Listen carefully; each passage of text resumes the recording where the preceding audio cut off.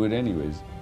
So he shot this much larger bomber with his cannon, and the plane started falling apart. And Azam really had to pull away. Even then, his aircraft was hit with debris from the Vator. In the Six-Day War, Israel lost only 46 aircraft, as opposed to over 450 Arab aircraft. Azam alone shot down 4 in the air. For his achievements, Azam received gallantry awards from Jordan and Iraq. Very nice of him that he never boasted about these awards. Whenever I met him, he never mentioned, or even as a story, he did not tell what he did, what all he did. I think he was very modest. Inside he was humble. It was only, this also a good leadership quality to be modest. I remember Saiful Azam as a cadet at Pakistan Air Force Academy in Salpur, where I was an instructor at that time. And I was very proud of Saiful Azam because he was a tall cadet, very athletic. 2 years prior to this, he was in action at another front. In September 1965, Azam was a young flight lieutenant based at Lahore, West Pakistan. War broke out between India and Pakistan. Azam was part of the ground attack team of the Pakistan Air Force. He and his fellow pilots took part in numerous sorties against Indian Army and destroyed many of the enemy tanks and heavy artillery.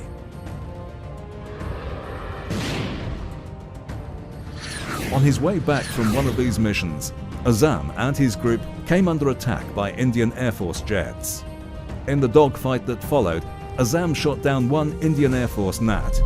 He received Pakistan's third highest military award for this. 65 বছর মধ্যে আমরা যাচ্ছিলাম লাহোর সেক্টরে আমরা going for strike in Lahore sector army was coming from India ওইটাকে stop করার জন্য কিন্তু on the way we are bounced by 4 nats, and they were also Indian Canada aircraft bombing the aircraft. Because we had to punch our tanks and be ready for the attack. We can look to the right, look to the left. Our rest of the formation members could not see it. Dusty chilo. So I said, follow me. I was number 4. I followed. They followed me. I went first, fired on the tanks. Then they put the rockets on next. So they were very happy. That's why he wrote. So our spotting target was so good that many missions were successful because of that. So Azam holds the world record of flying for 4 different air forces: Pakistan, Jordan, Iraq and Bangladesh. He also scored aerial kills against 2 different air forces. And he received military honors from 3 different countries: Pakistan, Jordan and Iraq. Another world record. As far as we know, that he was the highest military award holder in east of Suez Canal. So to get a name and fame of that nature, there is none to match him. Certainly, professionally he was excellent. It was known in Pakistan Air Force, and he was an example and a person and a professional to be followed during his period in Pakistan Air Force.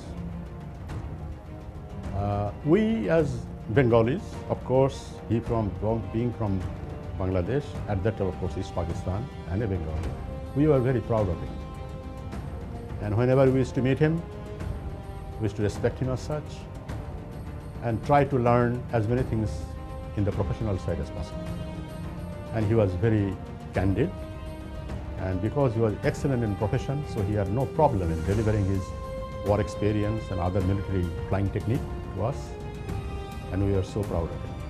In 1965, when he shot down the fallen Nat of the Indian Air Force, it's absolutely incredible. He was fighting a far superior aircraft, and it was only his pilot skills that managed him to do that. And then when I heard it in 1967, he was flying in Jordan, teaching the Jordanian pilots when the Israelis did the surprise attack in the Six-Day War. I mean, because they totally annihilated the Egyptian aircraft on the ground. And so he volunteered and was flying for Jordan and managed to shoot down 2 Mysteres and damage a 3rd aircraft. Absolutely superb.